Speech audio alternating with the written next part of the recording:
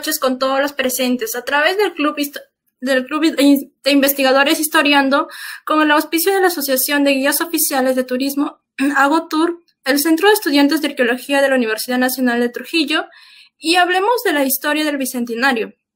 Nos complace presentar la siguiente conferencia virtual a cargo del arqueólogo Santiago del Valle Chousa, con el tema de Machu Picchu a Hatun Vilcabamba. Asimismo, tenemos la presencia de Ahmed Velázquez, Franklin Pacuri, la doctora Miriam Salas Olivari, el arqueólogo Santiago del Valle Chousa, Wagner Arapa Zúñiga y quien les habla, Maida Yesenia de la Cruz Espinosa. A continuación, les cedo el pase a Wagner Arapa Zúñiga para que nos dé a conocer la trayectoria del ponente. Muy buenas noches. Con gusto les doy a conocer sobre el historiador Santiago del Valle Chousa. Nacido en Lugo, España, el 3 de marzo de 1952. Formación: doctor en Ciencias de Información de la Universidad Complutense de Madrid, con calificación sobresaliente cum laude. Licenciado en Historia por la Universidad Santiago, especialidad Historia Contemporánea. Grado universitario, profesorado de las Ciencias Humanas de la Universidad Santiago. Estudios de Arquitectura Superior de la Universidad Complutense de Madrid, UDS de Coruña. Actividad académica: profesor colaborador de la Cátedra de Periodismo Segundo de la Facultad de Ciencias de la Información de la Universidad Complutense de Madrid en los cursos 2009, 2010, 2011. Actividad investigadora: codirector junto con María del Carmen Martín Rubio de la expedición Juan de Betanzos Vilcabamba el año de 1997, en busca de la ciudad inca de Pampaconas. Director de 18 expediciones y excavaciones arqueológicas en Vilcabamba, Perú, con auspicio y autorización del INC, Instituto Nacional de Cultura, y el Ministerio de Cultura del Perú, con arqueólogos peruanos colegiados realizados desde el año de 1998 hasta el año 2019, cuyo resultado se puede consultar en la página web www.vilcabamba.net y www.vilcabamba.es. Presidente de la Asociación Cultural y Deportiva de Cabalán, reconocida de interés cultural por la Junta de Galicia, cuyos objetivos son la investigación histórica y geográfica, aplicada a la recuperación de caminos y rutas históricas de la defensa del patrimonio. Actividad profesional: trabajo como periodista para Televisión Española, Televisión de Galicia, Agencia EFE, Revista Cambio 16 y otros medios de comunicación. Dirigió documentales expedientes sobre temática cultural, entre ellos Juan de Betanzos, cronista incaico, y otros sobre expediciones en busca de Hatun Vilcabamba. Miembro fundador de la Junta Directiva de la ONG Laboño Solidaria, cuyo objetivo ha sido desde el año 2000 hasta el 2018 la cooperación para el desarrollo del distrito de Vilcabamba. Miembro del Comité Ejecutivo Mundial de la IJF, de la FIP, Internacional Federación Journalist, Federación Internacional de Periodistas, con sede en Bruselas, desde el año de 1987 hasta 1995. Publicaciones y premios: Premio Viaje del año 2009 de la Sociedad Geográfica Española por mis exploraciones en Vilcabamba. Autor de Guía de Caminos Históricos de Galicia Norte, El Correo Gallego Editorial. Autor de Misterio de Vilcabamba, Editores Primera Persona, de Coruña 2006. Autor del libro Vilcabamba, El Refugio Sagrado de los Incas, Editorial Especial El Viento. Coautor del libro Laboño, Vilcabamba, Hermanamiento entre Pueblos, editado con la ONG Laboño Solidaria el año del 2016. Autor del libro de Machu Picchu a Hatun Vilcabamba, editado por Amazonas en este año del 2021. Eso sería sobre la trayectoria y biografía del señor Santiago del Valle Chousa. Ahora le paso hacia Yesenia para que siga con la ponencia, por favor.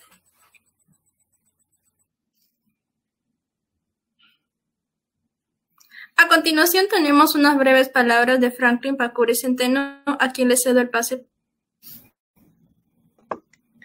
Bien, ante todo, tengan muy buenas noches con el público que nos viene escuchando estas conferencias de manera virtual.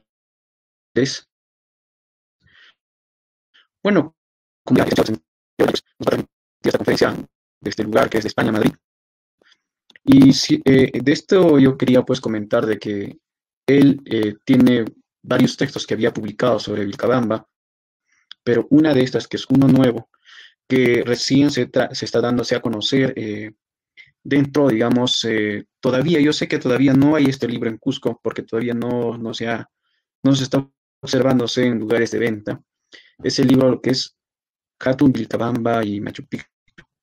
Y en cierto también queremos saber, nosotros cuando sabemos, digamos, de muchas fuentes relacionadas a Vilcabamba, pues hay trabajos que había elaborado como John Gemini, que entra a la parte histórica, y así también las crónicas de Baltasar Ocampo, de Diego Rodríguez de Figueroa, que son cronistas, que más o menos contribuyen algo acerca de esta última resistencia. Y por otro lado también debemos tomar en cuenta que hay trabajos de Horacio Ortega, lo que es escrito por Tito Cusi-Yupanqui. Cierto modo también hay trabajos que publicó Javier Fonseca con Brent Bauer, y así también hay trabajos que han sido publicados recientes también sobre Mario Tsiolkovsky y trabajos que relacionan, digamos, a este lugar. Entonces, hay muchas cosas y hay muchas incógnitas que debemos tal vez resolver o aprender en este discurso que nos va a dar a conocer el investigador Santiago del Valle. Ahora cedo la palabra a mi compañera Yosenia. Continuando, tenemos ahora sí le damos el pase a lo que es al arqueólogo Santiago del Valle Chouza, quien nos dará a conocer el tema a desarrollar. La primera parte de nuestra investigación se inició en el año 97 con un objetivo muy concreto, que era la identificación de pampaconas, la identificación de pampaconas inca, a partir de un documento del siglo XVI descubierto por la doctora Carmen Martín Rubio. Nos dio una orientación en relación con un río que nos permitió, y luego una vez allí encontramos el gran usno de pampaconas, que fue restaurado por el Ministerio de Cultura, estupendamente, que ahora está allí accesible. Pero la identificación de esta población de pampaconas, que es un topónimo que puede repetirse en otros sitios, pero allí es la única población con este nombre, y el usno nos dio la certeza. A partir de ahí seguimos camino hacia Espíritu Pampa ya en el año 97, y bueno, llegamos a caballo a Espíritu Pampa sin ningún... Los obstáculos estaban antes, el acceso a Espíritu Pampa era muy fácil, y nos confirmó una noticia que ya teníamos de que no respondía a las descripciones históricas de la capital inca perdida, porque el ejército no pudo entrar a caballo. Si el ejército no puede entrar a caballo, no podría ningún turista. Entonces, sobre esta certeza, y a partir de Pampaconas, vimos un camino que iba hacia el oeste que nadie había explorado, y nos internamos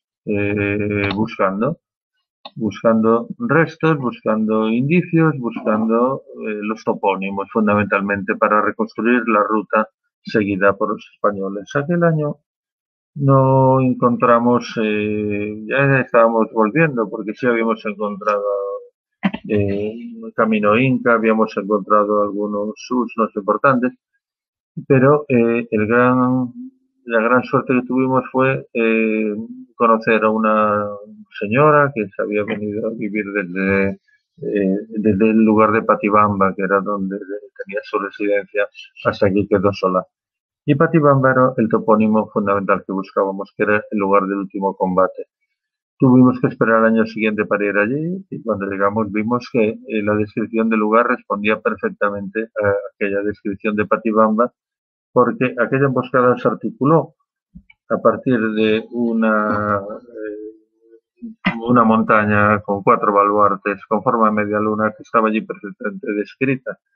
Y lo siguiente fue que cuando avanzamos más allá encontramos otro lugar donde nos llevaron unos campesinos, que había unas ruinas incas, había unas tumbas saqueadas y varios recintos, y ese lugar se llamaba Marcana. Y Marcana corresponde y coincide casi exactamente con Marcanay, que era el nombre inca de aquella población. A partir de allí iniciamos una exploración en aquella montaña, ya sin poder usar los caballos porque allí la pendiente es muy fuerte. Y fueron años repetidos, años 2003, 4, 5, hasta que vimos que aquella montaña todavía no era, aparecían restos, pero no aparecía toda la estructura que correspondería a una población tan importante.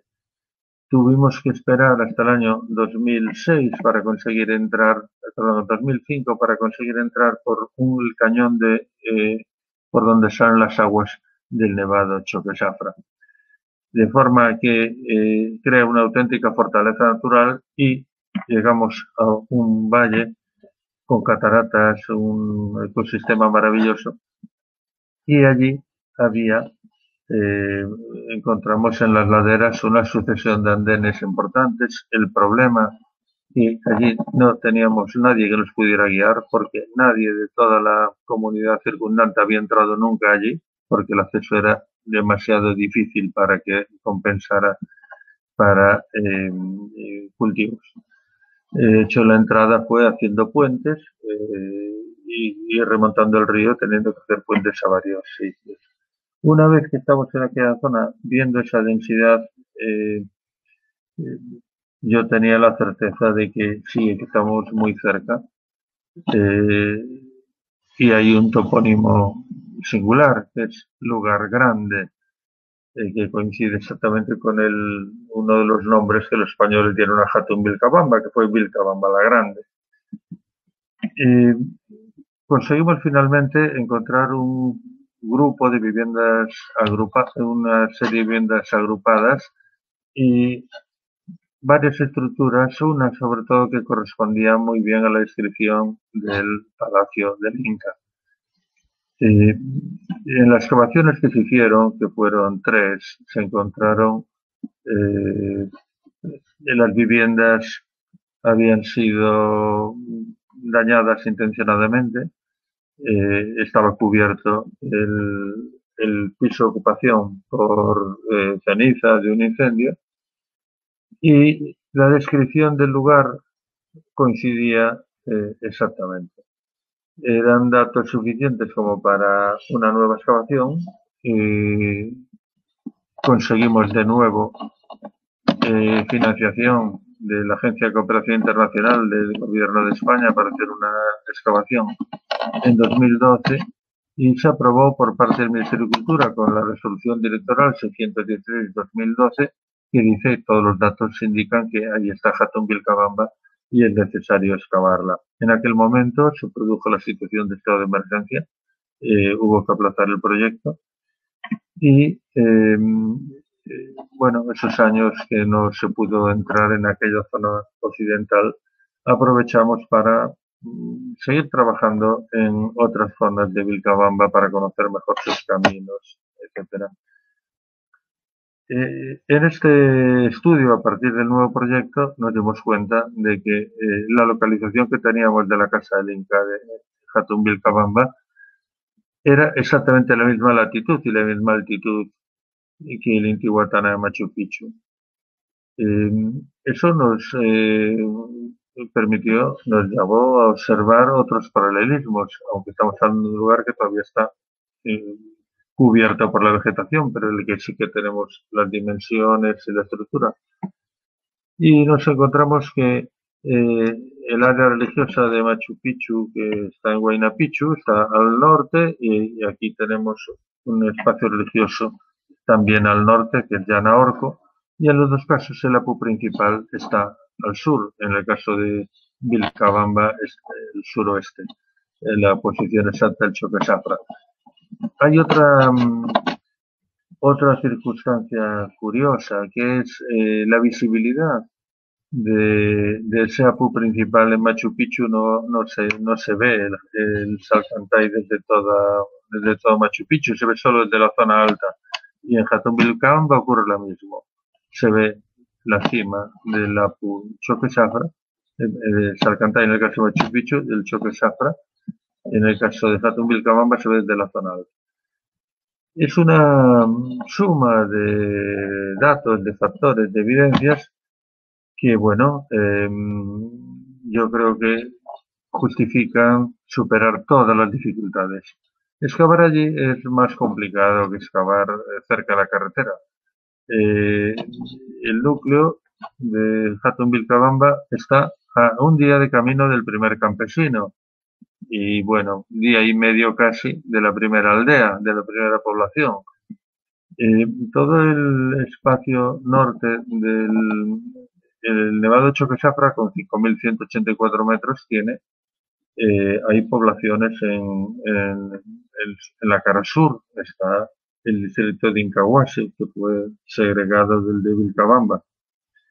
Pero en la zona norte no hay ninguna población hasta una cierta distancia, porque todas las aguas del norte salen por quebradas muy intrincadas y finalmente se reúnen en un solo desfiladero, lo cual ha hecho que sea una zona que no interesó a ningún campesino para instalarse.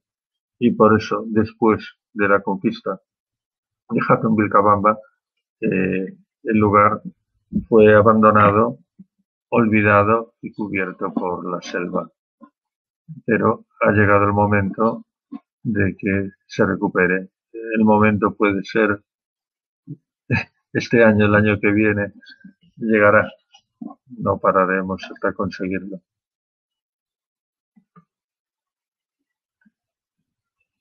No sé si ahora me han escuchado bien, sigue ahí, seguro que hay muchas preguntas. Ahora no le oigo yo. ¿Tiene el micrófono cerrado? Sí, le escuchamos perfectamente bien. Continúe. Bien. ¿Cuánto tiempo tenemos para que yo me organice? ¿Media hora más? Media hora más, muy bien. Vamos a ver.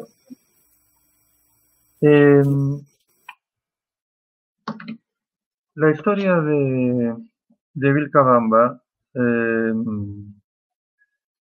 tiene otra componente muy interesante.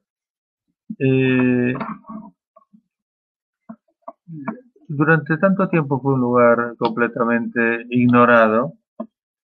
Cuando se empezó las primeras exploraciones hacia aquella zona, no existía cartografía. Y por eso fueron identificaciones, vamos a ver, realmente cuando nosotros nos instalamos en Vilcabamba no existía mapa, no existían solamente los croquis realizados por distintos investigadores. El alzado cartográfico del Perú se amplió a esta zona exactamente en el año 2001. Con lo cual, desde a partir de aquel momento, bueno, ahora por supuesto tenemos otros muchos medios como los satélites, etcétera. Por cualquiera en Google Earth puede asomarse a cómo era aquella zona. Pero realmente nosotros lo vivimos en aquellos primeros años, el estar caminando sin mapa hacía muy difícil el dar coherencia a una exploración amplia. Por eso, durante años, realmente incluso cuando nosotros fuimos allí en el año 97,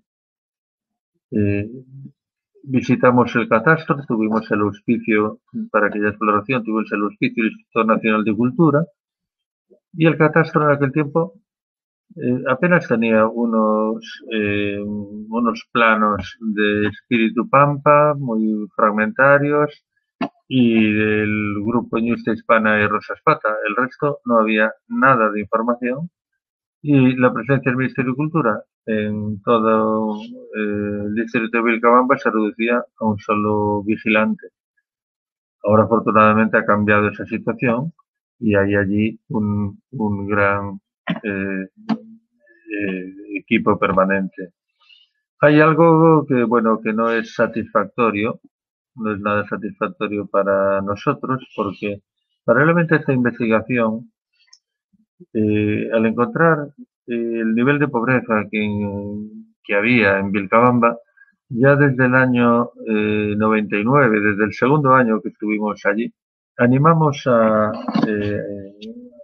amigos y a personas de varias entidades aquí en Coruña y conseguimos que se constituyera una organización, una ONG llamada La Baño Solidaria, cuyo objetivo fue la colaboración para el desarrollo de la población de Vilcabamba. Esa ONG trabajó durante 16 años y en este tiempo llegó a comprar un edificio que es uno de los mejores edificios en Vilcabamba, mejor, hay edificios más grandes, pero mejor por su valor histórico, porque fue la casa de un hacendado que está en el centro de Puquiura, frente a la municipalidad. Este edificio, esta casa estaba, bueno, en muy mal estado, la restauramos y cuando la ONG, de la cual yo fui fundador y también fui miembro de la directiva hasta el final, cuando la ONG decidió dejar de trabajar y transmitió los distintos programas que había, se dieron por completados. Algunos fueron, por ejemplo, dirigidos al turismo de un modo especial, porque se valoró que el desarrollo turístico era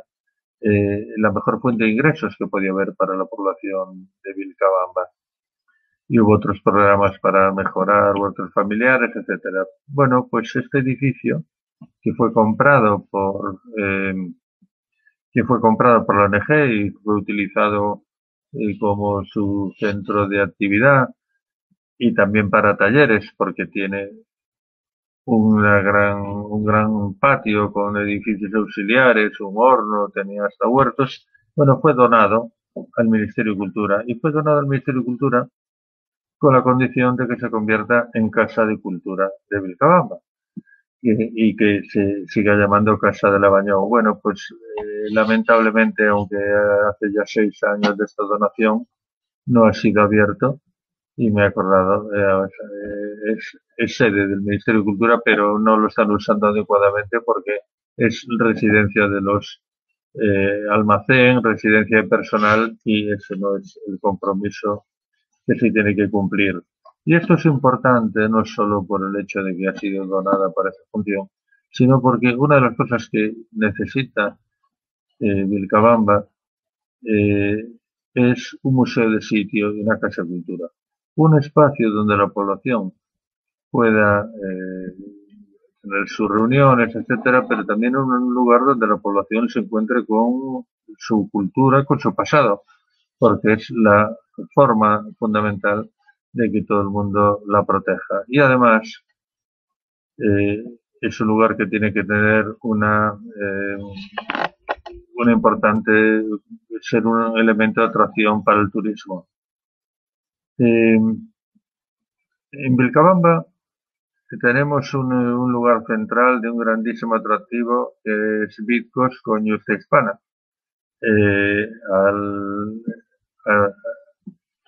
Si miramos el mapa, miraríamos a la derecha Machu Picchu, a la izquierda Jatun Vilcabamba, hacia el norte Espíritu Pampa en la conexión con la selva y al sur Choquequirao. Esta especie de cruz del sur que se forma con estos 5 sitios arqueológicos tiene un valor importantísimo. Esta concentración que hay del turismo, de la atención en torno a Machu Picchu, con una única entrada cuando se prolonga en una red de caminos importantísimo y que además está acompañado de una riqueza ecológica extraordinaria. En este espacio que se define en todo el norte del Nevado Choquesafra, con estos valles, el valle del río Choquesafra, el río Lugar Grande y Rancahuayco, hay oso andino, hay monos que no se asustan todavía de la gente, y es una reserva dentro de la grandísima riqueza ecológica que tiene la Convención. La necesidad de articular este espacio con dos rutas naturales, que sería una ruta entrando desde Abancay y por el puente Curamba, que es la ruta sur que llega, ya se puede llegar por carretera hasta Puquiura, y desde Puquiura enlazar por el camino Inca hasta Machu Picchu, o se puede llegar por la carretera desde Santa María por el puente Chaullay. Y por el extremo occidental había este espacio del Valle de la Purímac, que estuvo tanto tiempo abandonado, que fue un espacio muy incomunicado. Pues actualmente se puede llegar desde Ayacucho por carretera en muy poco tiempo. En menos de 5 horas se llega hasta Villa Virgen desde Ayacucho, cruzando el río con las barcas que hay. Es decir, que nosotros hemos procurado trabajar pensando al mismo tiempo en la investigación y en el conseguir un fruto social de esa investigación. Desde el primer momento, pensando que son dos factores que se apoyan uno a otro. Al dar la información de dónde está un lugar, pues evidentemente sí, en cierta medida puede haber un riesgo de que haya alguien más que se interese para guaquear.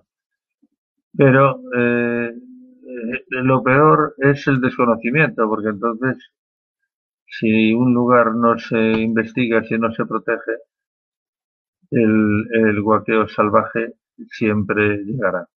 Estamos hablando en todo caso de un lugar donde no es el sitio más adecuado para buscar tesoros, porque fue un lugar conquistado, fue un lugar saqueado. Evidentemente la investigación sí que nos traerá muchos tesoros, pero serán los grandes tesoros de los investigadores, que son los tesoros de la información. El oro, los grandes tesoros fueron identificados, las grandes piezas de oro, especialmente Punchao, cuyo viejo alojamiento pienso que hemos identificado, habrá que verlo, fueron capturados y formaron el botín de la conquista. Pero lo que queda allí es lo verdaderamente más valioso, que es la estructura de la ciudad, su historia, porque visitar un lugar arqueológico del que se conoce la historia supone un enriquecimiento absoluto para el visitante, y el hecho de que haya estado abandonado tanto tiempo, pues evidentemente en un sentido ha supuesto un mayor deterioro, porque las raíces tiran muros, etcétera, pero en otro ese enriquecimiento de que es pues una zona casi virgen, una zona en la que lleva siglos apartado de una ocupación sistemática y no ha sido visitado en las últimas décadas. Vamos, ninguno de los campesinos vivos de la zona conocía el lugar, lo cual evidentemente supuso una dificultad, pero supuso una emoción añadida maravillosa. El estar entrando por un lugar que ahora ya sí que ya lo teníamos en la fotografía aérea, pero no había nadie que nos pudiera aconsejar mucho porque nadie había estado allí antes. Pero sí hemos trabajado siempre con campesinos de la zona por tres razones. Una, porque lo conocen y porque están allí. Otra, porque es la forma de ayudar a una población que está muy empobrecida, y porque es la forma de que se identifiquen más con esos restos.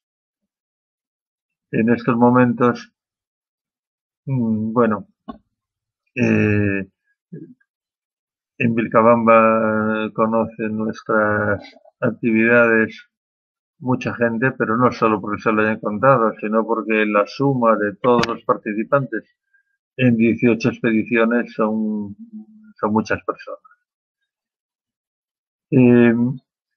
Estamos esperando, bueno, pues dar un salto. El salto puede tener dos patas. Una pata es una gran excavación, la otra el uso de las nuevas tecnologías, una prospección con tecnología LIDAR llegará. Es el momento en que, bueno, otras personas tienen que tomar protagonismo en esta investigación. Yo soy historiador, soy geógrafo, explorador, pero a mí no me corresponde realizar esta excavación. Hemos trabajado hasta el momento con 9 arqueólogos peruanos y seguimos proyectando, elaborando un nuevo proyecto de excavación con el profesor Wilber Bolívar. Pero la dimensión de este lugar es tanta que tendrán que ser muchos equipos en muchos años. Simplemente Huayna Pucará, esa fortaleza que está allí en lo alto, es una pared que, tal como está descrita en las crónicas, de 200 pasos de largo por 2 de ancho, con una grieta por la que solo cabe un hombre. Bueno, me muero de ganas de ver limpio, estudiado por un equipo, y que vea los objetos que quedaron ahí en torno a un lugar de un combate tan maravilloso. Cada una de los recintos de Jatún Vilcabamba merece un estudio y por supuesto, la Casa del Inca. Hemos encontrado un espacio identificado como tal por una descripción que es la casa fue el lugar donde se alojó un destacamento que quedó allí. Era un lugar adecuado para la defensa y efectivamente está en el extremo. Jatún Vilcabamba, el núcleo es una plataforma inclinada que tiene unos 300 metros de largo o 400. Y en uno de los extremos hay un muro curvo al fondo sobre el barranco. No hemos podido limpiarlo todavía. Sí, hemos identificado los 2 niveles, hemos identificado un muro, un foso seco que lo protege, y bueno, la densidad de la vegetación es mucha. En las excavaciones que hemos tenido hasta ahora hemos tenido hasta 25 personas durante 25 días. Parecen muchas personas, pero hay que incluir algunas que están dedicadas al suministro, porque suministro de agua, suministro de alimento, porque en esa zona los manantiales están cubiertos. Eso quiere decir que es más costoso para un equipo estar trabajando ahí que estar trabajando al pie de carretera, pero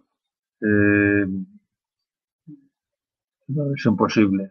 Tiene la compensación de que el lugar es maravilloso, es y de un clima excelente, corresponde también con las descripciones de las crónicas, de que cuando los españoles llegaron a Vilcabamba encontraron un espacio muy fértil donde había todo tipo de productos. Y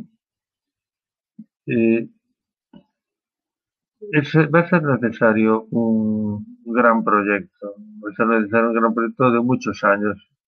Un primer gran proyecto para hacer una clarificación de la zona y desde luego una excavación en la Casa del Sol. Posteriormente, porque estamos hablando de un espacio que corresponde a la dimensión que vieron en las descripciones de Hatun Vilcabamba, de 1 legua de largo por media de ancho. 1 legua son 5,5 kilómetros, era una lengua castellana. Y ese es el espacio, esa es la dimensión de todo este gran valle Rangahuayco, Choquesafra, englobando espacios del lugar grande, que ahora mismo vemos cubiertos de vegetación, pero en aquel tiempo estaban cubiertos de andenes. El libro que he publicado, en este momento está editado por medio de Amazon, con lo cual sí es accesible sobre todo en ebook. Y el acceso en papel, todavía creo que tiene dificultades la distribución en Perú. Yo confío, si las cosas van bien, poder estar en Perú y poder resolver por lo menos que lleguen algunos libros en torno al mes de julio. Mi idea era estar haciendo una expedición, eso veremos si es posible. En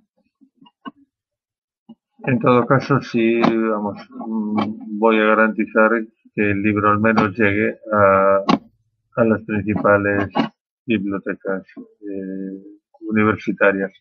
En mi libro anterior, El refugio sagrado de los incas, donamos a las bibliotecas de Quillabamba, Biblioteca de la Universidad, Biblioteca Nacional, a unas cuantas, porque pienso que el conocimiento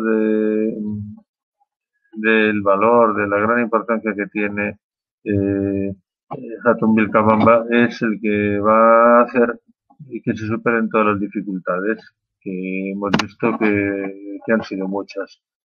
Unas dificultades han sido, pues, en algún momento conseguir la financiación para avanzar, las circunstancias derivadas del estado de emergencia que ya he mencionado y superar esta emergencia siempre las dificultades financieras, porque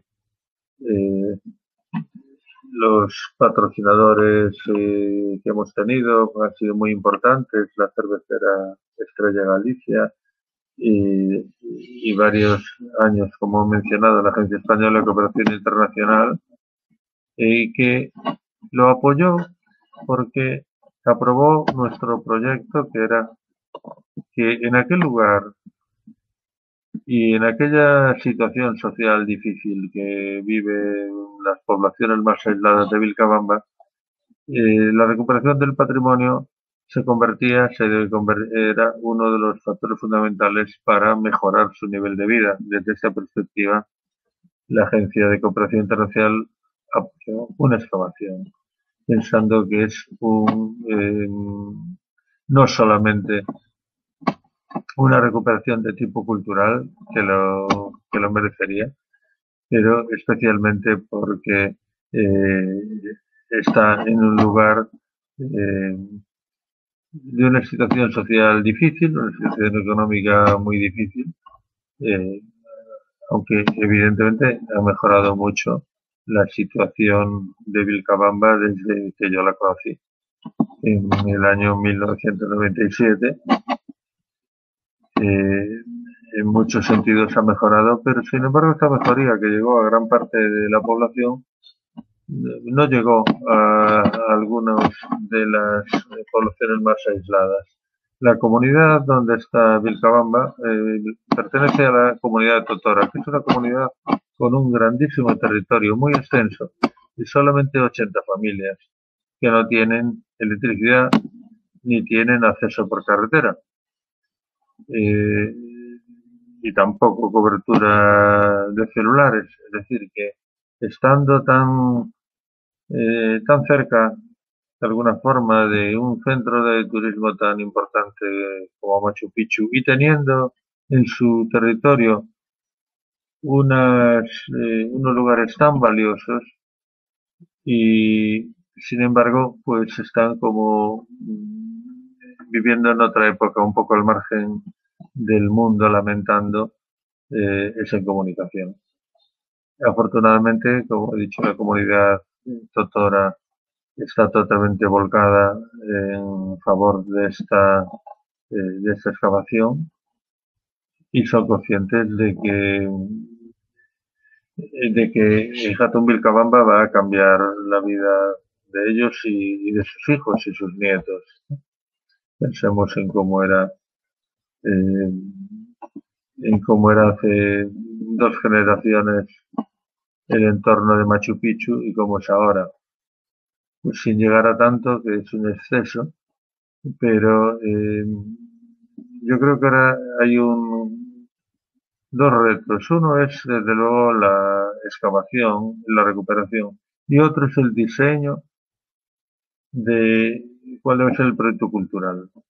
El proyecto cultural que sea capaz de combinar, respetar y aprovechar al mismo tiempo la riqueza arqueológica y también la riqueza ecológica de la zona. Pero usando la cabeza y con un proyecto cuidado es posible hacer que una zona sea accesible a un turismo ordenado sin que eso suponga un perjuicio para su riqueza biológica, para su riqueza natural y para que es un atractivo creciente para el turismo. Estamos hablando además de un lugar que está justamente entre Ayacucho y Machu Picchu, con lo cual abre la posibilidad de vías complementarias de turismo perdón, entre Ayacucho, desde Machu Picchu hacia Ayacucho y la costa, o viceversa, que creo que es una de las líneas de desarrollo que más pueden favorecer el equilibrio del desarrollo turístico en Machu Picchu, que es el diversificar las vías y los modos de acceso. No todo el mundo va a ir caminando, no todo el mundo va a ir en tren, no todo el mundo va a ir a caballo, pero todas las formas son posibles. Ahora, uno de los objetivos también es que el proyecto aprobado por el Ministerio de Cultura en 2018, que se quedó sin ejecutar finalmente por problema presupuestario, pues si estos problemas se resuelven, que cuanto antes podamos ver Hatun Vilcabamba en todo su esplendor. Yo no sé si ustedes pueden hacer alguna pregunta, pero Si es así, estaría dispuesto, encantado de resolver cualquier duda o cualquier aclaración.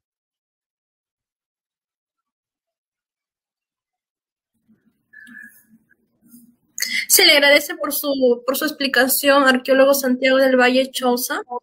Ahora, para ir cerrando esta charla muy amena, doy el pase a la doctora Miriam Salas Olivari, que nos tiene unos comentarios a la charla de esta noche.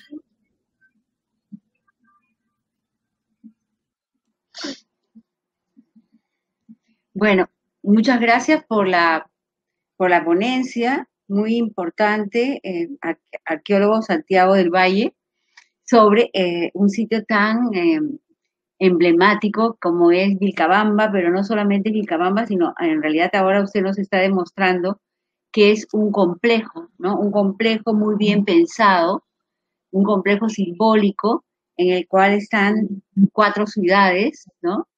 Escondidas, definitivamente, y que están en relación, construidas de manera simbólica, en relación con la constelación y la chacana, que siempre, pues, los antiguos peruanos andaban buscando, ¿no? Esa simbología, ¿no?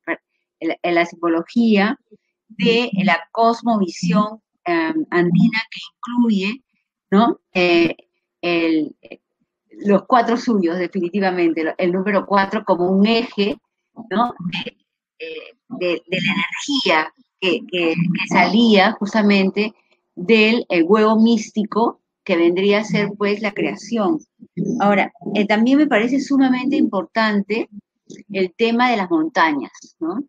Es decir, que para los antiguos peruanos, desde los primeros tiempos, y ya es una cosa que lo vemos repetidamente a través de las exposiciones, como también a través de diferentes escritos, yo misma he tratado el tema de la presencia de la montaña como Dios, ¿no? Es el primer Dios que aparece en las culturas del antiguo Perú, a diferencia de Europa, donde son los astros. Y es que aquí pues, las montañas son predominantes. Y luego los hombres nunca se van a despegar de ellas, siempre van a buscar construir, ¿no? Sus centros urbanísticos o religiosos al lado de una montaña, como por ejemplo en Sechín, en Huaca del Sol, en Huaca de la Luna, donde buscaron cerros blancos para construir en las faldas de ellos el santuario, ¿no? El templo. Lo mismo pasa con Piquimachay en Huari, ¿no? De la misma manera pasa lo mismo en Sondo con la cultura chanca y en las montañas de Ampay y Salcantay. También está muy próximo de la Usangate. Es mágica la presencia, pues, de toda esa energía de las montañas que está presente en la cultura del antiguo Perú, no solamente en el sentido de implantar los centros ceremoniales a la vera de una gran montaña, sino de reproducirlas, ¿no? Porque las huacas definitivamente son una búsqueda de reproducir a esas montañas del origen. Me parece sumamente importante, ¿no? Cómo los incas le van a prestar tantísima importancia a esas montañas y justamente cuando conquistan un lugar van buscando cuáles son las montañas sagradas, ¿no? Para poner o colocar encima de ellas a su Ushno, el símbolo de su poderío, que en el caso de los españoles viene a ser la cruz, porque también los españoles van a plantar una cruz en las montañas sagradas, ¿no? Como un símbolo de evangelización y superposición de una religión sobre otra religión. Entonces los incas, por ejemplo, en la región de los Chancas, buscaron a esas montañas sagradas como el Jarguarazu, el Sarazar, el Ampay, el Ancasilla, ¿no? Y sobre ellas colocaron a su gran Ushno. Entonces, me parece importantísimo lo que usted nos está diciendo ahora y la relación que existe entre estas 4 ciudades que son Machu Picchu, Hatun Vilcabamba, Espíritu Pampa y Choque Quirao, ¿no? Las cuales de una u otra manera no solo están buscando representar esa cuatripartición, ¿no? Seguramente que también su dualidad y la presencia de las montañas. Otro punto que me parece sumamente importante que usted ha tratado, profesor, es el tema del turismo. Usted como muy buen español sabe la importancia del turismo en la economía de un país. El Perú tiene una riqueza infinita, no solamente en materia arqueológica, sino también en materia de fauna y flora, riquísimas. Y usted lo ha detallado clarísimamente cómo, ¿no? En este sitio no solamente el turista va a encontrar la belleza, pues, y la majestuosidad de construcciones incas tan avesadas, ¿no? Es decir, cómo esos proyectos de construcción están a pie de abismos, en lugares intrincados, justamente para servir, ¿no? a esta resistencia incaica que duró tanto tiempo, ¿no? Desde 1536 hasta 1572, y que justamente tiene éxito por la dificultad para ingresar a este sitio sacralizado, ¿no? En todos sus sentidos, ¿no? En todos sus sentidos, por la construcción de la ciudad, por la forma que se le daba, bien sea de algún animal que ellos admiraban muchísimo, que también por su misma ubicación y relación con las montañas y el escenario que ellos trataban de reproducir en su cosmograma. Ahora bien, la flora y la fauna que usted nos habla, fantástico, ¿no? Que sería pues una forma de llamar la atención no solamente sobre los aspectos históricos, sino también sobre la belleza del paisaje, que es una de las cosas que yo creo que Cusco tiene, ¿no? La naturaleza forma parte de la belleza del paisaje, en el cual se enclava un centro arqueológico que no trata de disrumpir el paisaje, sino al contrario, lo complementa, lo embellece. Entonces, este concepto de los incas de construir sus lugares sagrados o sus ciudades, significaba para ellos añadir belleza al espacio geográfico y no restarle belleza. Entonces, cuando el turista va al Cusco, no solamente está buscando las construcciones incas, las propias construcciones incas, sino también la maravilla del espacio. Cuando yo voy a Chincheros, ¿no? Para mí es estar en el paraíso, ver un paisaje inimaginado, bello, hermoso. Entonces, no solamente para mí ir al Cusco es ver las fantásticas construcciones incas, que son pues producto de todo un estudio, ¿no? Donde interviene la matemática, la geometría, ¿no? La facilidad de los artesanos para trabajar la piedra, etcétera, etcétera. Y otra cosa que me parece importantísimo es que yo creo que el Estado debe de privilegiar el desarrollo, ¿no? del turismo, así como también a apoyar las investigaciones arqueológicas como las que ustedes realizan. Y qué más, ¿no? Esa maravillosa noticia que nos da ustedes de la donación de una casa para que se haga un museo en Vilcabamba. Yo el otro día estaba escuchando al arqueólogo Javier Fonseca, que habló en el Museo Nacional de Arqueología y Antropología Histórica, y que nos detallaba todo lo que ellos habían encontrado en Espíritu Pampa, maravilloso, pero que lamentablemente no tenían un sitio donde exhibirla y que todo eso estaba en unos almacenes tirados en la dirección regional del Cusco. Entonces, usted, este espacio que está ligado al turismo, ¿no? Me parece que es como que debemos también crear conciencia, ¿no? Crear conciencia de todo lo que se puede hacer con el turismo, no solamente para que los 14.000 jóvenes que son actualmente guías turísticas en el Cusco, me parece que son un número así, sino además para crear, como usted ha dicho, mejores niveles de vida para esta gente de la comunidad de Totorazi, ¿no? Que tiene toda esa maravilla, pero que todavía no tiene los servicios básicos, que es una pena que en el Perú tengamos todavía tantos millones de personas sin agua, sin desagüe, sin luz. Entonces, si nosotros desarrollamos el turismo sobre la base de la investigación arqueológica histórica y además la preservación del espacio, pues podemos lograr desarrollar estas regiones de una manera amable, afable y al mismo tiempo, ¿no? Expandir la cultura y la belleza al mundo. Entonces le agradezco muchísimo su presentación.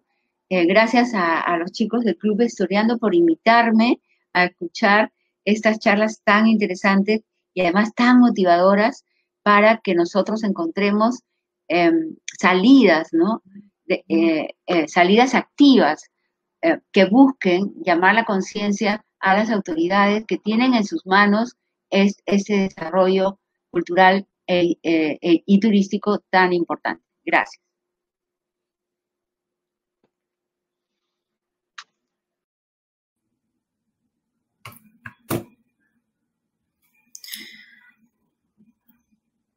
Ahora le damos el pase a Wagner Arapa Zúñiga para la sección de preguntas de Facebook Live Club Historiando. Ok, muchas gracias, Yesenia. Tengo acá algunas preguntas que han dado a conocer algunas personas que están viendo ahorita en lo que es la charla acerca del señor Santiago del Valle Chousa. Por favor, vamos a comenzar con el señor Joel Pinto Esquía, que tiene dos preguntas, por favor. Felicitaciones al ponente Santiago del Valle. La pregunta sería, ¿qué paralelismo existe entre Machu Picchu y Hatun Vilcabamba? Es el primero. El segundo, ¿nos podría ahondar sobre Diego Rodríguez de Figueroa, un personaje importante en su investigación? Perdón, la segunda no la he oído bien. Ya. El segundo es, ¿nos podría ahondar sobre Diego Rodríguez de Figueroa, un personaje importante que tuvo, que importante en su investigación? Vamos a ver, la primera. El paralelismo, estamos llegando a él por observación, ¿no? Es decir, nosotros no partíamos de la... me pareció muy interesante las observaciones que hacía la señora Miriam Alicia. Y lo que nos ha ocurrido es que encontramos un paralelismo y una vez que lo encontramos es como decir, es lógico que lo haya, pero es que no teníamos, lo hemos encontrado porque se hace evidente al conocer el lugar. No había unas referencias a este paralelismo. Pero este paralelismo es como un cajón que estamos abriendo y que toda la cantidad de significados que van a surgir de ahí serán fruto de muchas investigaciones. En este momento, y seguramente nos va a ilustrar sobre otros paralelismos, porque el alineamiento que hay entre los apus de Vilcabamba luego se prolonga, porque luego está Verónica y el Ausangate se ve al fondo. Entre estas cumbres hay una conexión, efectivamente, y también con los apus de Ayacucho. ¿En qué sentido tuvo ese paralelismo? Yo creo que efectivamente ese, la fascinación que para ellos suponía el recibir mensajes del territorio, el ver la tierra como una deidad que se manifiesta en esos sapus, que son deidades con sus propias, allí tenemos el Apuchoque Safra y muy cerca está el Chontahuilca, su apu femenino. La otra pregunta, no sé si entendió muy bien, era sobre la importancia de unas personas en la investigación. Sí, es sobre Diego Rodríguez de Figueroa. Vamos a ver. Diego Rodríguez de Figueroa fue uno de los enviados españoles que visitaron Vilcabamba.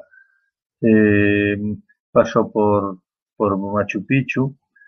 Lo que ocurre es que durante todo el tiempo del reino de Vilcabamba, mantuvieron Hatun Vilcabamba como un espacio reservado. El único que llegó hasta allí fue Gonzalo Pizarro en su ataque, que llegó hasta muy cerca, pero sufrió una emboscada precisamente en este mismo sitio de Patibamba y se tuvo que replegar. Pero es un dato, la experiencia de este ataque de Gonzalo Pizarro, la utilizaron, tenían las descripciones de los sitios. Pero posteriormente, ni en las negociaciones cuando fue Diego Rodríguez de Figueroa llegó hasta Pampaconas, de la misma forma que en la negociación en la que fue, en las negociaciones que fue Juan de Betanzos. Lo cual hace que sus descripciones nos permiten conocer el territorio hasta aquel lugar. Pero Titu Cuzi, vamos a ver, Manco Inca no tuvo ningún momento de negociación. Cuando Sayri Tupac, segundo Inca de Vilcabamba, salió, los españoles no se preocuparon mucho de profundizar en el territorio, se quedaron tranquilos con que había salido, aunque se quedaba allí Titu Cuzi y de hecho se quedaban fuerzas suficientes para una nueva rebelión. Pero en el gran periodo donde más, antes de que se produjera la guerra final, cuando los españoles pudieron acumular más conocimientos sobre Hatun Vilcabamba, fue primero en las negociaciones con Titu Cuzi y luego cuando se firmó la paz con Titu Cuzi. Y él mismo aceptó ser bautizado precisamente en Acobamba y también su hijo. Y se firmó una paz que tuvo que ser ratificada por Felipe II y también por el Papa, porque la paz incluía el matrimonio de su hijo con la hija de Sayri Tupac, con la cual tenía demasiado, pues, necesitaban una autorización especial del Papa, que la dio. Bien, en aquel tiempo, cuando ya había habido tal avance en la pacificación y en la evangelización, y estaban Fray Diego Ortiz, y cuando estaban ya los frailes en Vilcabamba instalados, en una ocasión, y Fray Marcos, en una ocasión el Inca les dijo que les iba a llevar a Hatun Vilcabamba, que era lo que ellos querían, porque ellos sabían que había una zona de Vilcabamba sagrada para los incas donde no se les permitía entrar y donde se mantenían los cultos andinos. Entonces un día Titu Cuzi les dijo que les iba a llevar y les llevó hasta las proximidades, pero exactamente en Marcanay ya no les permitió pasar, que estaban en las puertas, en la entrada de Hatun Vilcabamba. Y allí estuvieron varios días y allí les dictó una relación Titu Cuzi. Regresaron y posteriormente a este viaje fue cuando se produjo la quema del santuario de Chuquipalta y fue expulsado después Fray Marcos y posteriormente murió Titu Cuzi de repente y se produjo la nueva situación donde se rompió la paz, etcétera. Con lo cual, los españoles cuando se produjo la declaración de guerra en 1572, conocían muy bien una parte del territorio y otra no la conocían en absoluto. Conocían muy bien todo lo que era la estructura del territorio hasta Puquiura, conocían también la parte sur.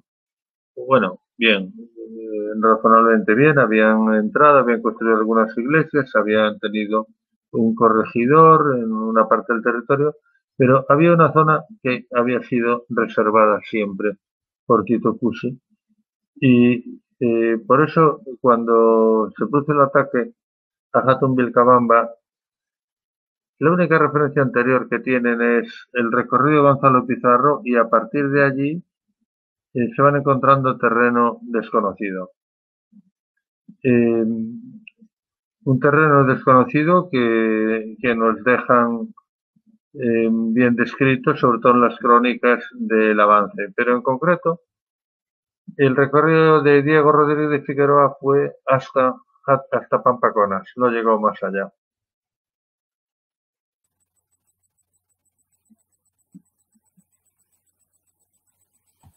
Ok. Señor Santiago del Valle, tenemos otras preguntas, por favor, si nos podría aclarar.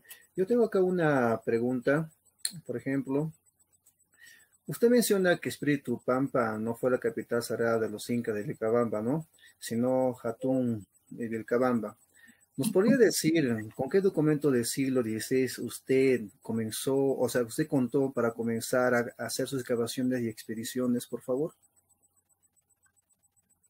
No he entendido muy bien, pero creo que me preguntó por Espíritu Pampa y los datos pues, de la descripción.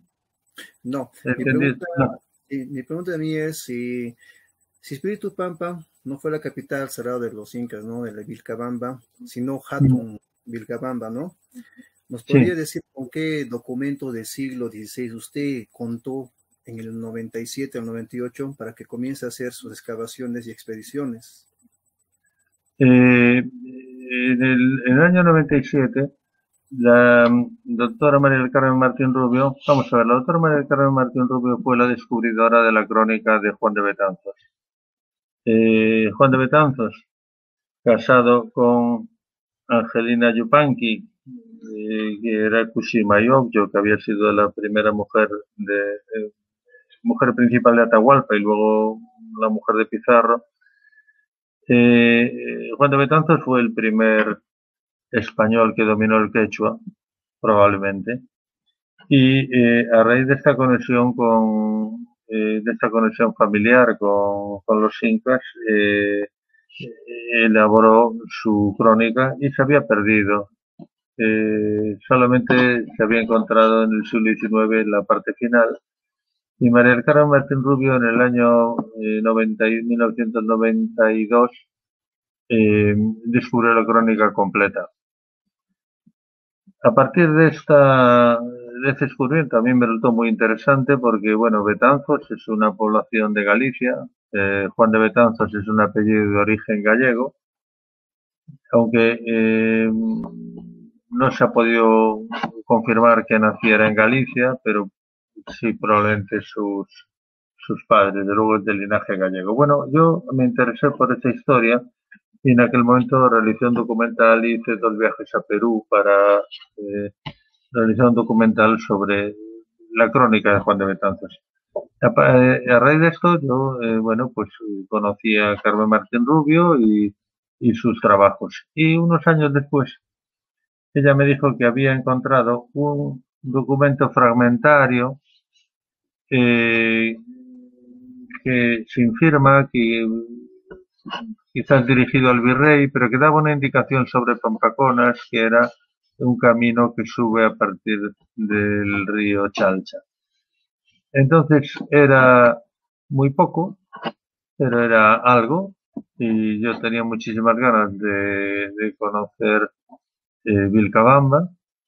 La crónica de Juan de Betanzos termina cuando él se despide para partir hacia Vilcabamba como negociador.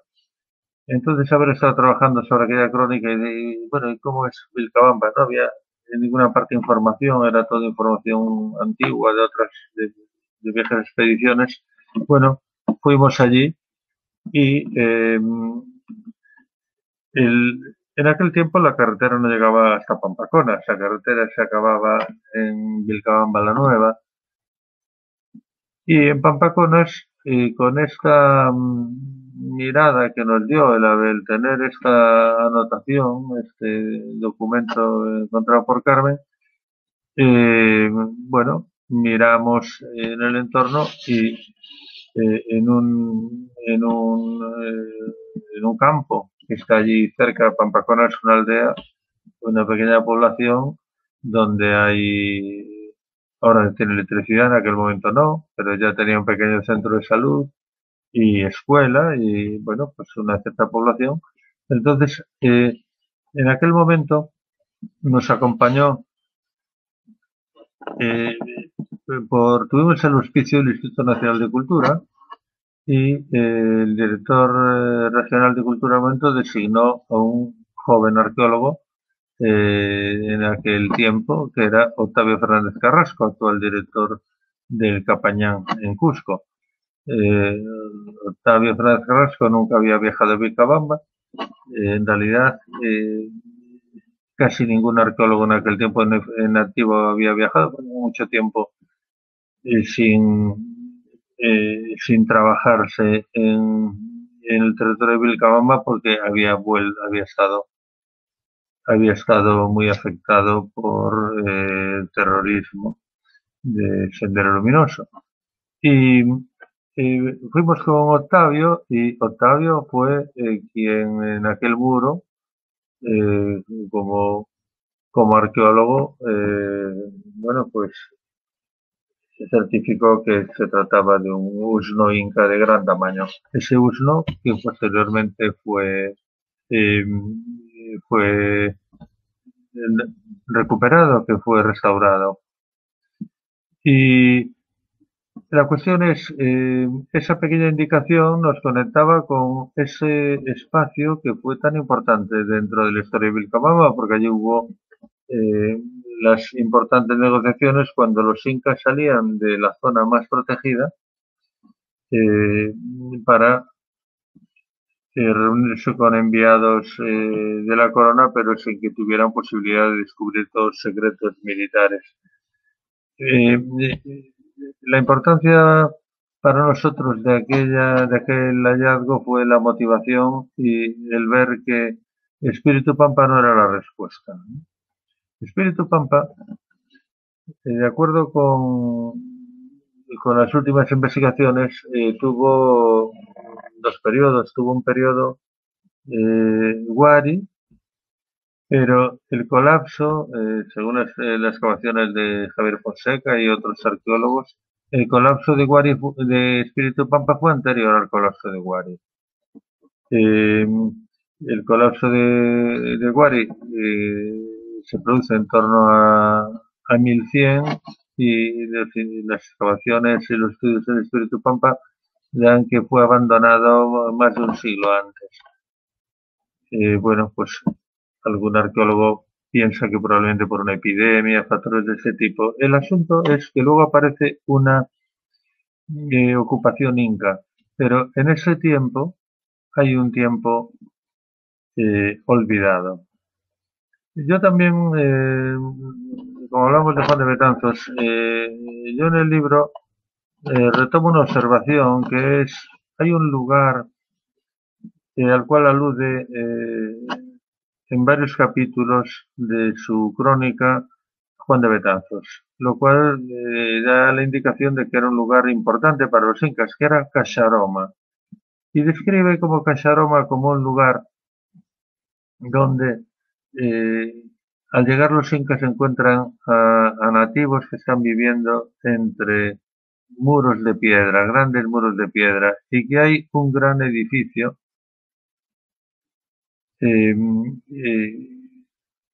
donde hay un gran edificio y hay una enorme calanca en Espíritu Pampa. Caxaroma no fue identificado, fue ocupado por los incas tuvieron luego allí un ataque de nativos y luego volvió a ser recuperado. Lo que estamos encontrando en Espíritu Pampa es un espacio importante Wari que fue abandonado en un momento precipitado antes que el Imperio Wari por causas anteriores, unos siglos de vacío y luego una ocupación inca, y después hay otro gran hallazgo que es esta vasija que ha descubierto también Javier Fonseca. Esta vasija encuentra en una extraordinaria vasija encontrada en 54 fragmentos que ha sido reconstruida y que representa espacios selváticos, un combate signos incas, un jinete español atacado, bueno, y que parece corresponder a, según los estudios que yo he leído, un periodo entre el siglo XVI y XVIII, que tiene probablemente relación con las distintas rebeldías que hubo en este periodo. Este periodo posterior de Vilcabamba también tiene una historia fascinante. La primera es, los españoles piensan que allí va a haber un gran emporio minero, pero las minas estaban prácticamente agotadas, no son rentables. Hay lugares donde hay oro en polvo, que no es rentable recogerlo, pero que eran las vetas más ricas, ya no eran útiles y se arruinaron las explotaciones mineras. Hay una etapa siguiente en la que, bueno, se plantean, ya Martín Hurtado de Arbieto se plantea la expansión hacia la selva, pero sufre muchas bajas, se enfrentan sufren ataques de nativos y grandes desastres y renuncia a seguir instalándose en la selva y se concentran en la explotación de caña de azúcar. Y para ello hay un traslado de esclavos negros en número importante. Y muy poco después de la conquista de Vilcabamba, que había sido en 1572, ya en 1600 en 1606, se produce una gran rebelión que sorprendió mucho a los españoles porque hubo un nativo amazónico, un piro, que fue capaz de coordinar la rebelión de nativos amazónicos junto con los esclavos negros. Y Vilcabamba quedó fuera de control durante 6 años, hasta que finalmente retomaron el control, pero poco tiempo después se produjo la revuelta de Juan Santos Atahualpa, que es a 100 y pico kilómetros hacia el norte.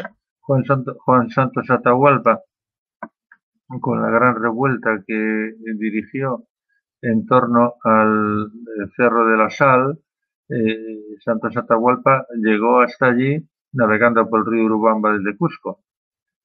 Y en la revuelta dirigida por Juan Santos Atahualpa, las autoridades del virreinato perdieron el control de todo aquel territorio durante varias décadas. Es decir, tenemos un espacio de transición entre el mundo andino y la selva, y también de encuentro, y también de fusión, porque los incas de Vilcabamba fueron estrechos aliados de los selváticos. En la zona de la Amazonía, donde había distintos pueblos con distintos hábitos, especialmente estaban los piros, que eran los grandes navegantes y los grandes beneficiarios de ese tráfico de productos que había con los incas de la selva, que iban hacia Cusco, no solo coca de las hojas de la zona de transición, pero eran valiosísimas las plumas, eran uno de los objetos suntuarios más preciados, cuanto más exóticas mejor, y de Cusco iban hacia la selva pues otros productos y también hachas y productos elaborados que eran muy valorados. En torno a Espíritu Pampa, las excavaciones cada vez más detalladas, cada vez más minuciosas, nos están definiendo estos dos periodos claros, el Wari y el periodo Inca. Los periodos culturales amazónicos, hay un problema con la investigación que es la pérdida de evidencias porque los materiales a veces son menos permanentes. Todo lo que se ha elaborado con cueros o maderas evidentemente no resiste el paso del tiempo y mucho menos en ese clima. Pero dentro y en el libro dedico un capítulo a esto, ¿no? Porque no solamente se trata de de Jatun Vilcabamba tiene también un origen. En Jatun Vilcabamba hemos encontrado evidencias chancas anteriores. Hay una reutilización. Durante mucho tiempo, las observaciones que estaba viendo en Vilcabamba, distintas prospecciones, la frecuente aparición de recintos circulares se tendió a asociar con el hecho de que en el valle de Maibamba había mitimaes chachapoyas y que se llevó Manco Inca con él y que ellos pues seguirían construyendo con su estilo circular tradicional, pero es que la construcción tradicional chanca sí que era circular. Y si echamos una mirada a la geografía y al pasado, el río Pampas, que fue la zona de expansión de los chancas, desde la laguna desde la laguna Chococlocha, la laguna original, si no recuerdo ahora mal, a lo largo del río Pampas hasta llegar al Apurímac. Y ya habían sido encontradas evidencias chancas en la zona sur de Vilcabamba. Bauer y otros encontraron ahí evidencias chancas, pero no había, yo no conocía ninguna identificación, no había leído de nadie que identificara evidencias chancas en la zona sur de la cordillera, en la cara norte de la cordillera. Era lógico que lo hubiera, de la misma forma que era lo más lógico que por su proximidad a Huari, los Huari hubieran llegado a este espíritu pampa. No hay en esa zona ningún gran obstáculo físico, aparte del río Purímac, que en ese tramo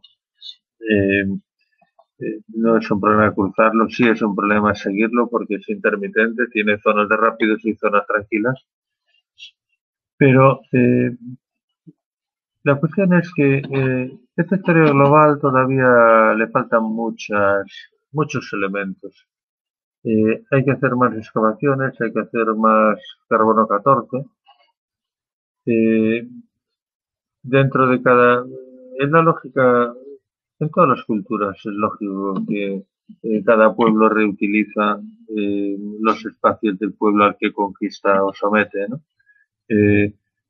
Antes comentaba la señora Miriam Alicia de Sondor, y pasa en Vilcashuamán, y pasa en Curamba, y pasa también en Jatun Vilcabamba. Y en Jatun Vilcabamba estamos encontrando que hay una reutilización inca de un espacio de los pobladores anteriores, que eran chancas. En una de las Bernabé Cobo cuenta que en un segundo ataque de los chancas después de la batalla de la derrota de Yaguarpampa, en un nuevo ataque, Pachacute los persigue por el río Urubamba, Pachacute o sus generales, y que llega un momento que se van por una zona de abundantes lagos y ya no lo persiguen porque no lo conocen.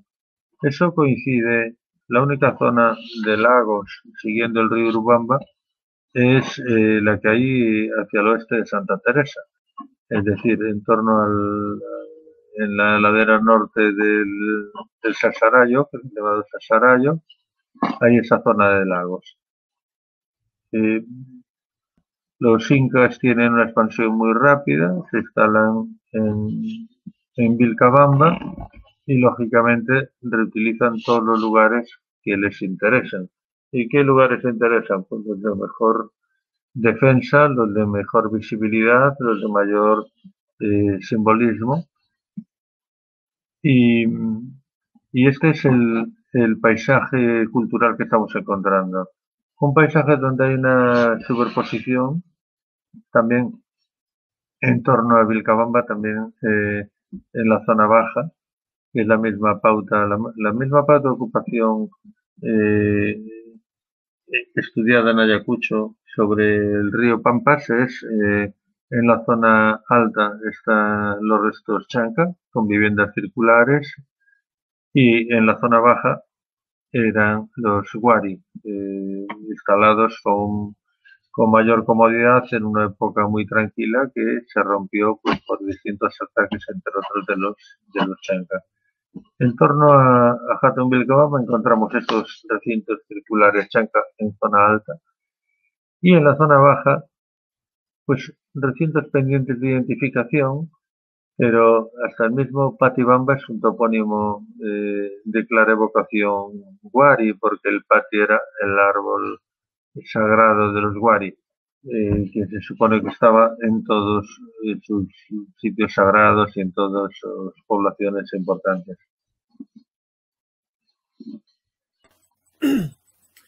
Ya bueno, vamos a hacer un par de preguntas más, señor Santiago. Luis Guevara Grazas pregunta, ¿por qué Octavio Fernández define al Usno como Huacaipata? ¿Y usted comparte que este era el otro Huacaipata del Cusco en Pampaconas? ¿Me puede repetir la pregunta? Ya, la pregunta es de Luis Guevara Carazas. ¿Por qué Octavio Fernández define al Usno como Huacaipata? Y usted... Porque ese era el nombre de ese sitio. Ya. Es decir, de los pobladores de Pampaconas conocían el lugar con ese nombre. Era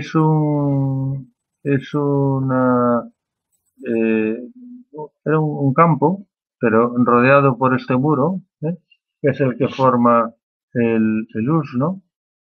Tengo que decir que nosotros cuando llegamos en el año 97, y bueno, tuvimos el director del INC en Cusco, perdón, en Lima, ya, bueno, nos había concedido el auspicio. Y el auspicio se concretó en el acompañamiento de un arqueólogo, pero bueno, el traslado, el alojamiento, la alimentación del arqueólogo fue parte de la expedición.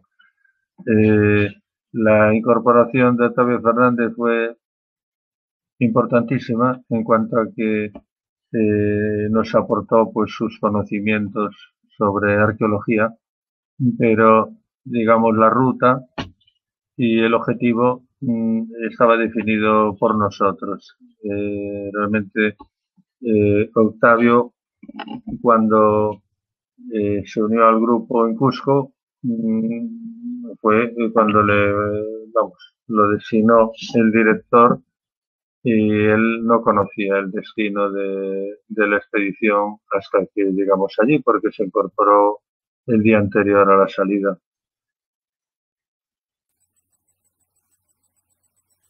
Ya. Una pregunta más, señor Santiago, la última. A ver. Ya. Pasco Mejarada Chauca pregunta, si esta zona también fue visitada por los almagristas fugitivos y clérigos españoles, ¿qué evidencias de elementos religiosos católicos fueron encontrados?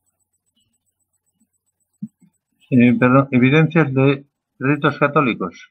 Claro, porque ese lugar, pues, no solamente, o sea, ese lugar fue visitado por almagristas fugitivos y clérigos españoles, ¿no? Durante las excavaciones, ¿qué tipo de elementos religiosos pudo haber encontrado? Lo que es la excavación, estamos en un nivel totalmente elemental. Hemos podido excavar muy poco.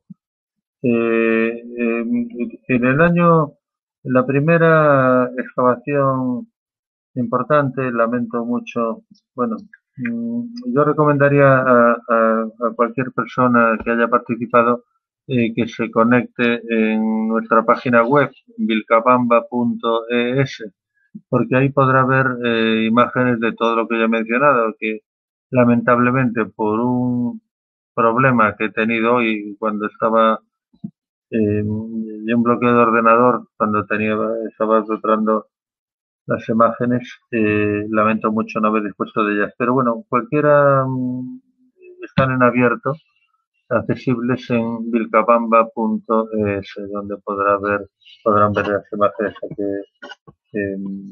a los sitios que me referí.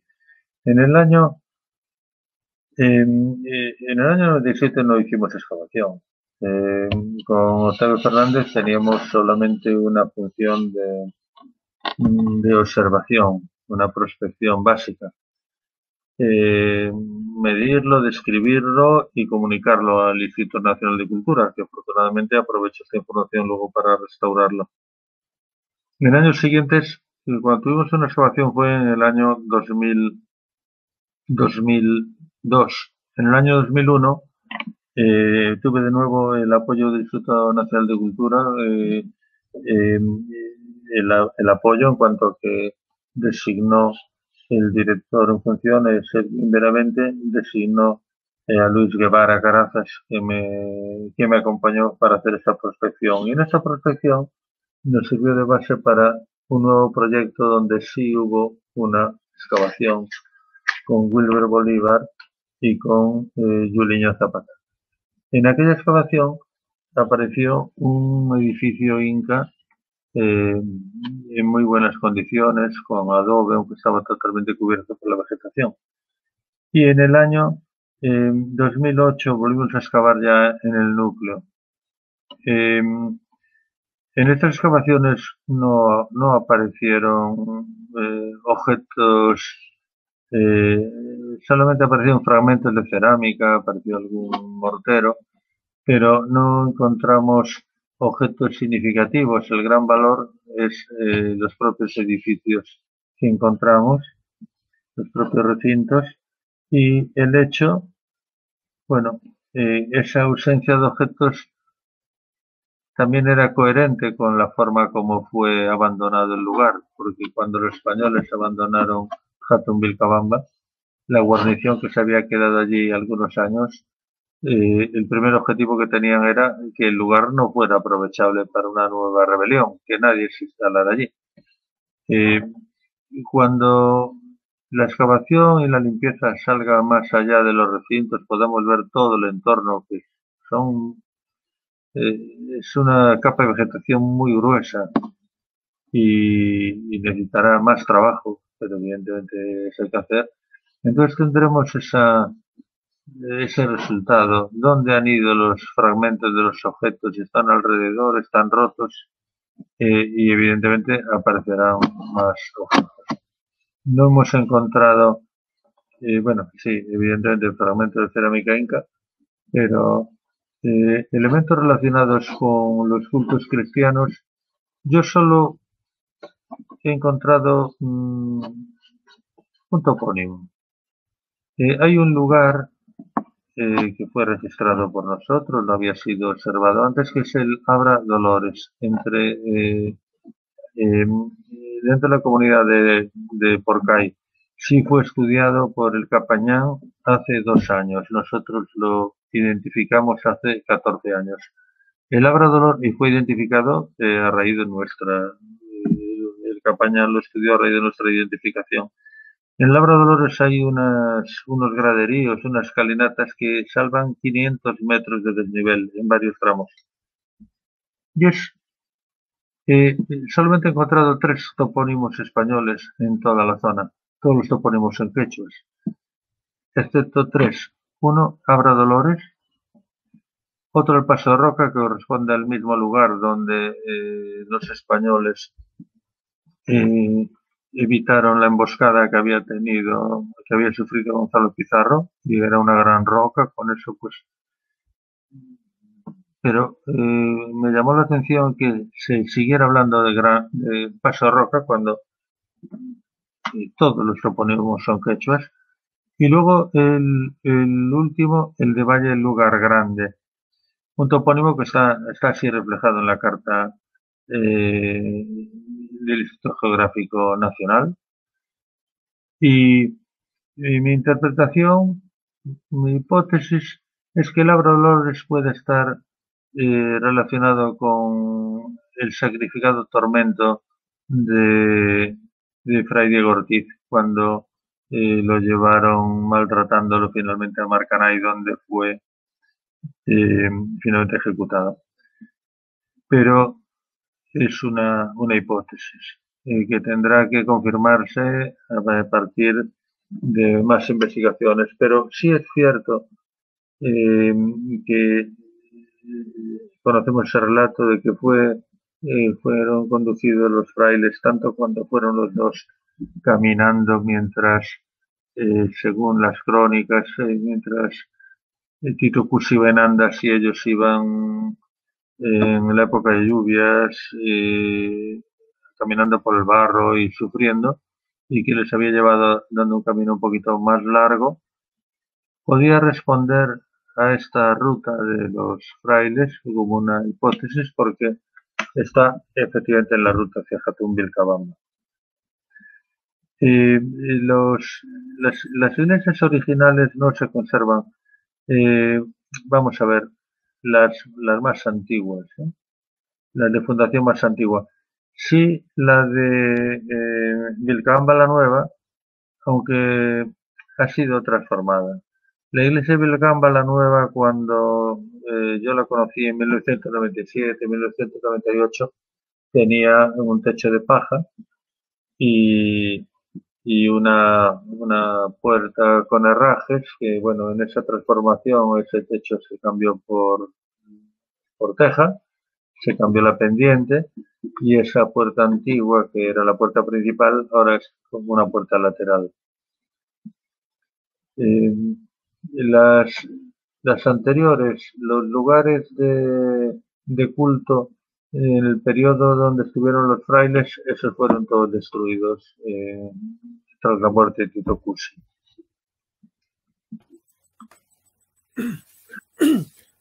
Ok, arqueólogo Santiago del Valle Chousa. Ahora damosle pase hacia Yesenia para que ya estemos por finalizar esta conferencia muy buena el día de hoy. Bueno, invitamos al público virtual a la siguiente charla para el próximo sábado 24 de abril a las 7 p.m., que es traído de Catarino Escobar Macías, con el tema Presencia Maya en el Zono Cusco, Chiapas, por Facebook Live. Club Historiando. No se olviden de compartir en sus redes, hacer comentarios y darle like lo que sea a la página. Finalmente, nos despedimos de ustedes.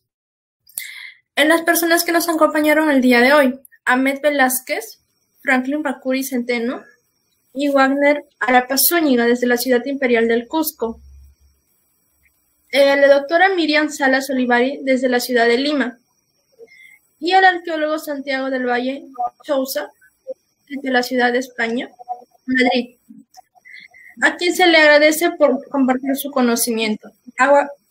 Y quien les habla, Maida Yesenia de la Cruz Espinosa de Trujillo. Muy buenas noches. Buenas noches.